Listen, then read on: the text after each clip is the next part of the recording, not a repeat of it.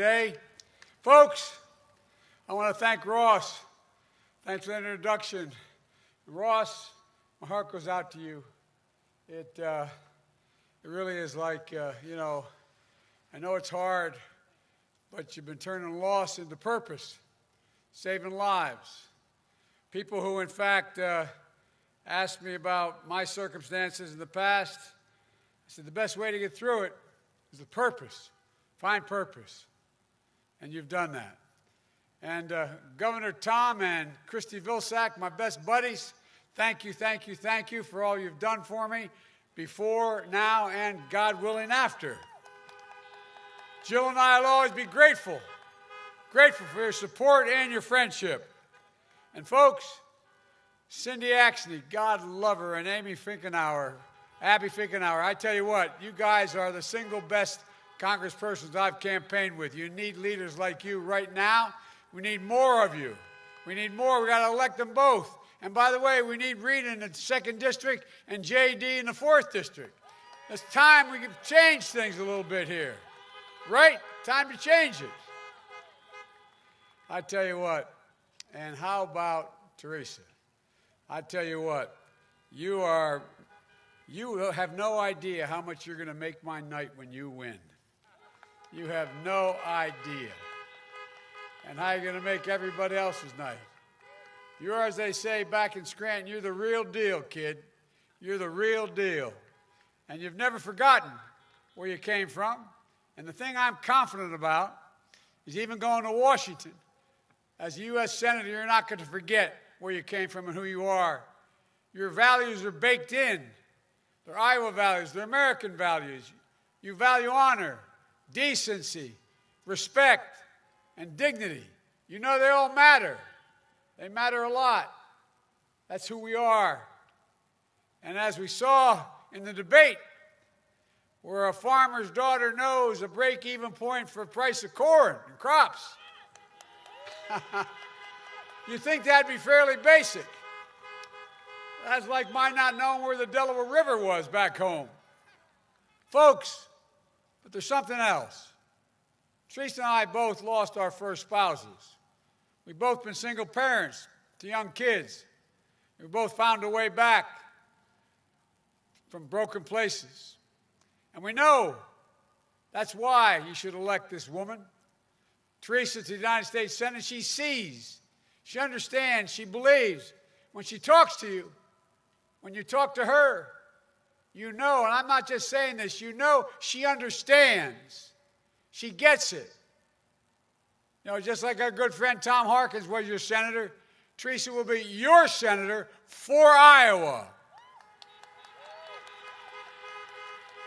Not like your opponent who's Donald Trump's senator for Donald Trump. Folks, only 4 days left. Millions of Americans are already voting. Millions more are going to vote by late Tuesday night. And I believe when you use your power, the power of a vote, we're going to change the course of the country and, quite frankly, the world. Right here in Iowa with all of you. In the final days, please keep your sense of empowerment. Keep your sense of optimism of what we can do together, because you know we can do anything. I know how hard it is. More than 200, and now I think it's up to 30,000 people have died. America's dead because COVID-19, nearly 1,700 dead right here in Iowa. Iowa hit a record number of daily cases yesterday with over 2,300, and a record number of hospitalizations, more than 600. We've now hit 9 million cases nationwide, a tragic milestone. And millions of people are out of work, on the edge, and they can't see the light. They don't know. It just looks dark right now for them. 82,000 Iowa jobs lost in this pandemic, and still they've not come back. 70,000 jobs lost in Iowa since Donald Trump became president. Here at the fairgrounds, the Iowa State Fair canceled for the first time since World War II. And Donald Trump has given up.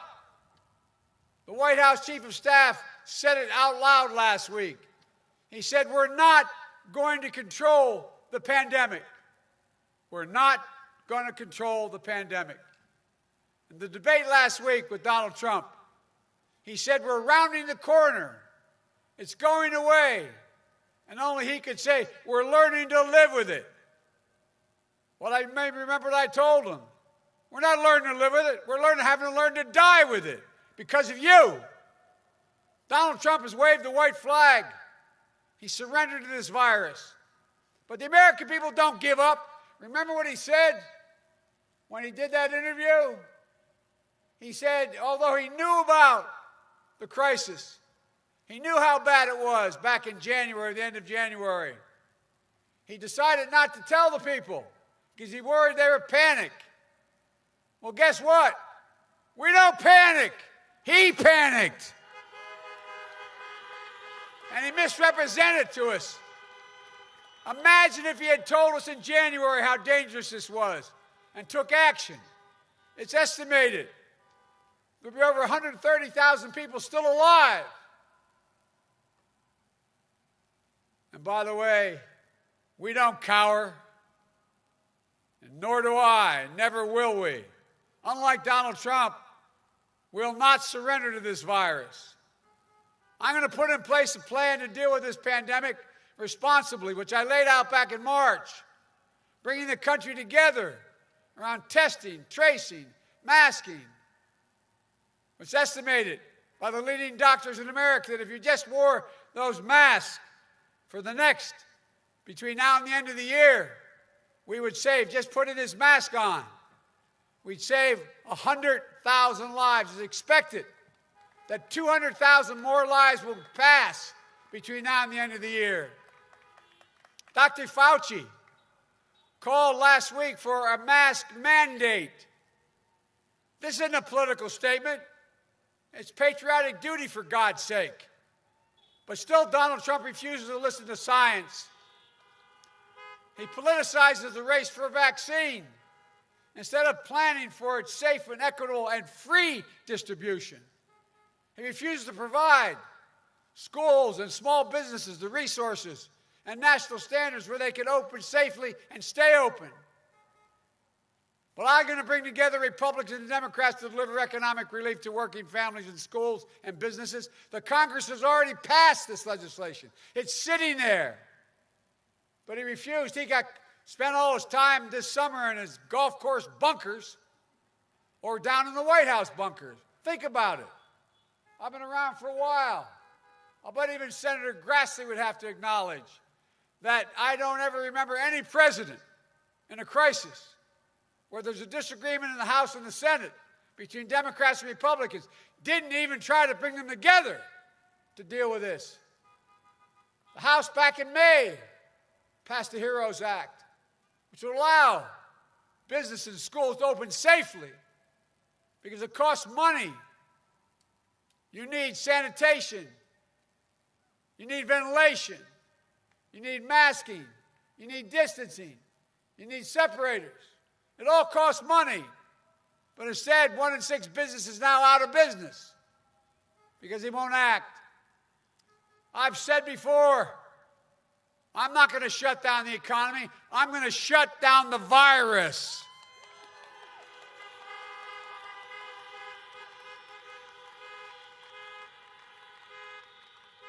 Even before the virus, Donald Trump had already blown it. He inherited a strong economy from Barack and me. But like everything else he inherited, he squandered it. He squandered it, frankly. I've dealt with guys like Trump my whole life. So have you. Guys who think because they have a lot more money that they're better than you. Look down on you. I know, I acknowledge I got a little bit of a chip on my shoulder. Coming from an Irish Catholic neighborhood where it wasn't viewed as that being such a great thing.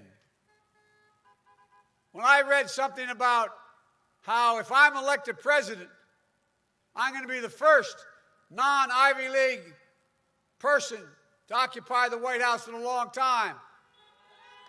Well, guess what?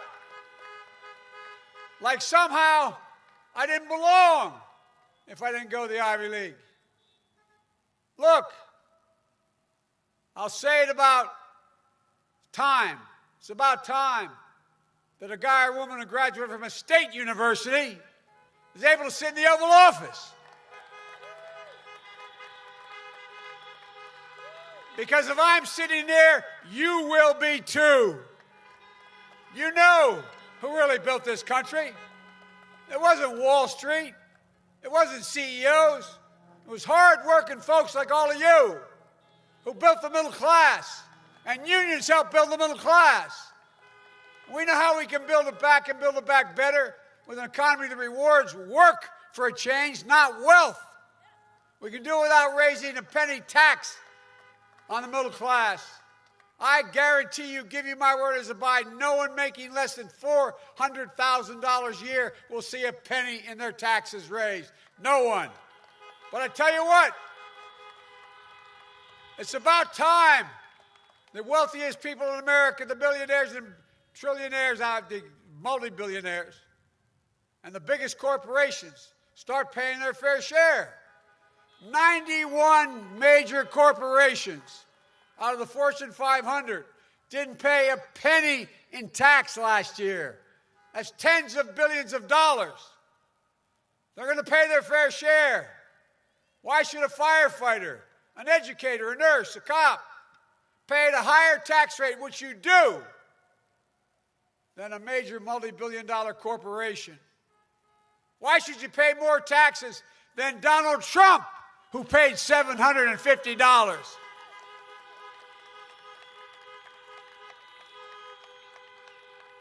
You want to know everything I don't like about Trump? Let me tell you, captured in one answer he gave. He was asked last time out about paying so little tax and allegedly being a billionaire. Know what he said? He said, it's because I'm smarter. I know how to game the system. Well, they ain't going to be gaming the system anymore in the Biden administration. They're going to start paying. And we're going to deliver tax relief for working families and middle class to help you buy your first home, pay for health care premiums or child care, or care for an aging loved one, or being able to pay off your student debt, for God's sake. Look, it's all about just where I come from. It's just about being fair. We're not asking anybody to do any more than anybody else. Just be fair, decent. Trump got a Supreme Court justice for overwhelming reason. By the way, never before has there ever been a hearing on a Supreme Court justice once an election began. That's never occurred. But he got his justice for one simple reason: to destroy the Affordable Care Act. He'd been trying since the day he got elected. And if they get their way, 100 million people will lose protection for pre-existing conditions, including 1.3 million Iowans will lose it. Complications of COVID-19 are going to become the next pre-existing condition, allowing insurers to jack up your premiums, delay your coverage. And a lot of young people don't realize this, but before Obamacare, insurance companies charged women more for the same health care they charge men because they could. That'll end. Donald Trump thinks health care is a privilege. I think it's a right. And if we all get out and vote. And by the way, they're going to court in 10 days. 10 days. And as he said, to wipe it all out, end it, all of it. Well, I'll restore the Affordable Care Act, and I'll strengthen and build on it so you can keep your private insurance if you like it, or choose a Medicare-like public option. We're going to increase subsidies for lower premiums, deductibles, out-of-pocket expenses, surprise billing. And as Teresa said, this time we are going to make sure Medicare can negotiate with the drug companies for prices, reducing them by 60%. I promise you we'll get that done. We're going to make sure we can keep protections for people with pre-existing conditions. Remember what he said when he was talked about the people who were dying and not dying? He said, quote, virtually, this is a quote from Trump, virtually nobody's dying except for people over 65 with heart conditions. Like they're disposable. What the hell's the matter with this guy? No, I'm not joking. Think about it. Think about it. And then when he was told for the first time that we're like we did today, 1,000 deaths a day, remember what his comment was? He said, it is what it is. Well, it is what it is because he is who he is. That's why it is what it is.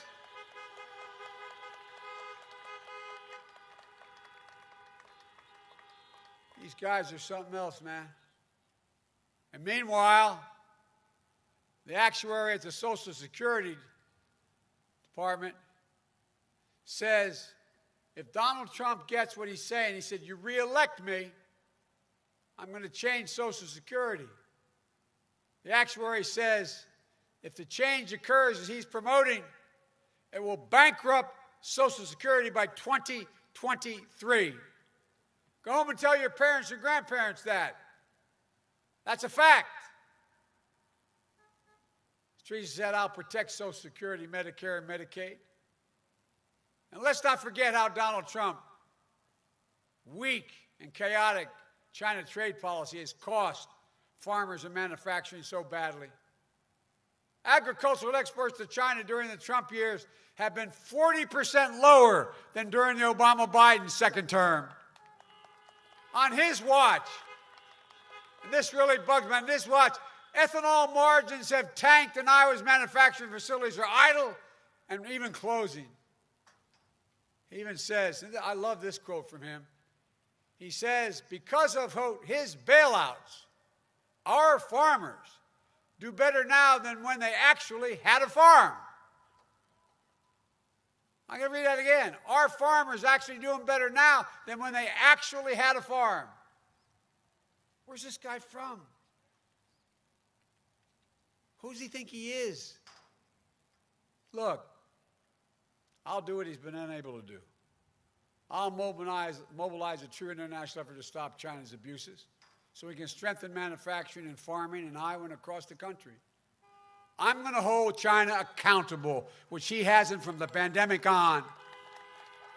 Folks,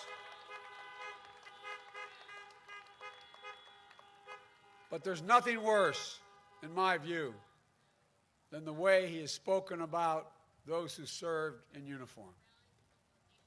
He called them losers and suckers. My son, Bo, many of you knew, volunteered to serve a year in Iraq, gave up the Attorney General's job to do it, won the Bronze Star, the Conspicuous Service Medal, and other awards. He was neither a loser or a sucker. He was a patriot. And Teresa, so is your son Dane, who is in the Army. He's a patriot, like all of your sons, daughters, and all of those of you who have served. It's no wonder that the 6 top generals in the President's administration left and said he does not deserve to be Commander-in-Chief. His own generals in his own administration. No president has ever had that happen. None. And that's why Special Forces Commander Stanley McChrystal, General, and the head of the Navy SEALs, Admiral McCraven, along with 20 other 4-star generals, endorsed me, saying they'd be proud to have me as Commander-in-Chief.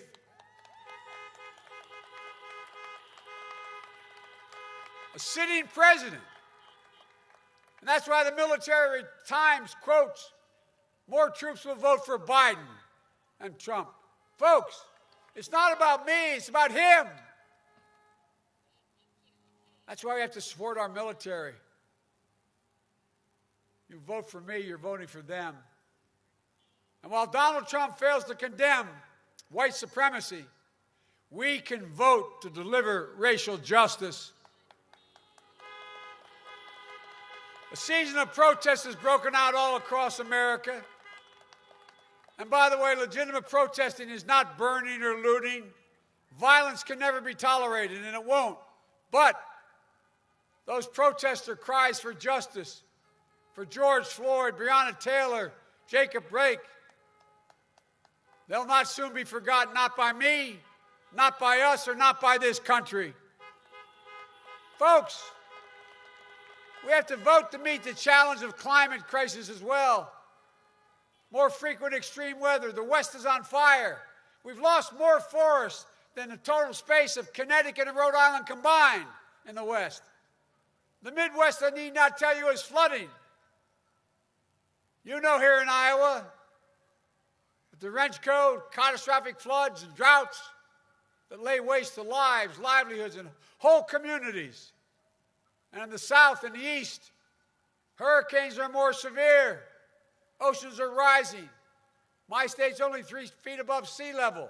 People are already talking about the change we have to make. We don't have a lot of time. Donald Trump, when you say climate change, he thinks hoax. And that stable genius, as he calls himself, continues to say wind power causes cancer. It's the same guy who said, by the way, you think I'm making this up, when he was advised about the increasing hurricanes coming across the Atlantic because of the warm water, he said maybe we should drop a nuclear weapon on them. Holy mackerel. This also a guy you may recall, the stable genius, said the problem with the Revolutionary War was we didn't have enough airports. And he talks about mental acuity. Whoa.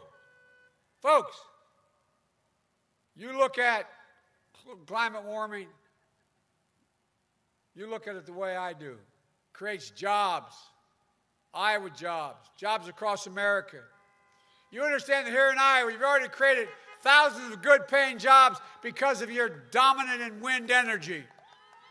And it's expected that the number of wind jobs will double or triple by 2030 in Iowa. Notwithstanding that the stable genius says wind power causes cancer, wind power helps save the planet, generates millions of dollars in economic growth, and provides good prevailing wage jobs. Folks, combating climate change means saving the planet, protecting our health, and creating millions of good-paying jobs, union jobs in wind and solar and carbon capture.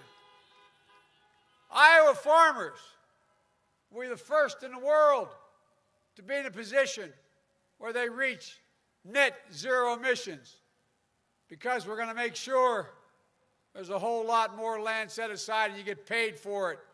Deep-rooted products, emissions, reward them. Folks, we can do this. There's nothing beyond our capacity. So honk if you want America to lead again. Honk if you want America to trust each other again. Honk if you want America to be united again. Folks, we cannot afford 4 more years of Donald Trump. In 2008 and 2012, you placed your trust in Barack Obama and me, and we worked for you, for the entire country. Well, I'll do it again in 2020. My campaign is a broad coalition, welcomes Democrats, Republicans, and independents. I'm running as a proud Democrat, but I will govern as an American president. I'll work as hard for those who don't support me as those who do. In my administration, there'll be no red states or blue states, just the United States of America. Folks, I mean this from the bottom of my heart. That's the job of a president. A duty to care for everyone, to heal. And you too have a sacred duty, a duty to vote. It matters. Iowa matters. So in these final days, stay empowered, stay united, stay optimistic. Make a plan to vote. Vote early. Vote on Election Day. Help get out the vote. Go to iwillvote.com/IA. Folks, this president has done everything to try to discourage us, to try to convince us that it doesn't matter. All about illegal voting, all the stuff he's putting up. But guess what? He will not be able to stop us at all. Despite Trump's efforts, a recent press article 2 days ago said, never before, quote, in modern presidential politics has a candidate been so reliant on wide-scale efforts to repress the vote as Trump, end of quote. We will not be silenced. 85 million people have already voted so far. We've had enough. Folks, look, I'll never forget, as a kid, the words of President Kennedy about going to the moon. He used the phrase, he said, we're doing it because, quote, we refuse to postpone. Well, I refuse to postpone the incredible opportunities available to the American people. There's nothing beyond our capacity. There is no limit to our future. The only thing that can't tear America, look, I'll talk about how we're in trouble.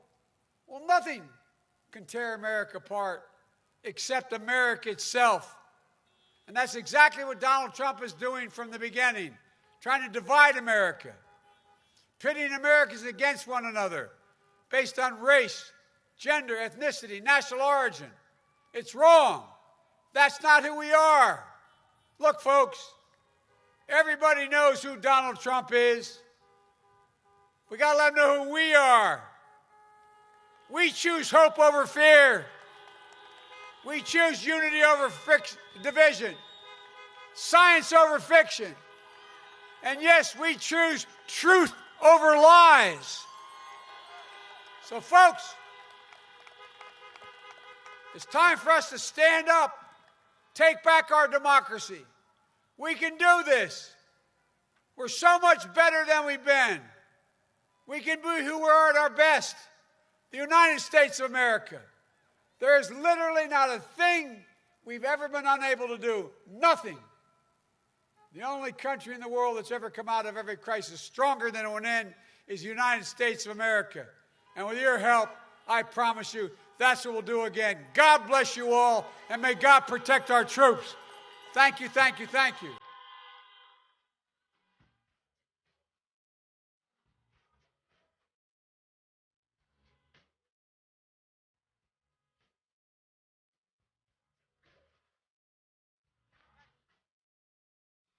Thank you.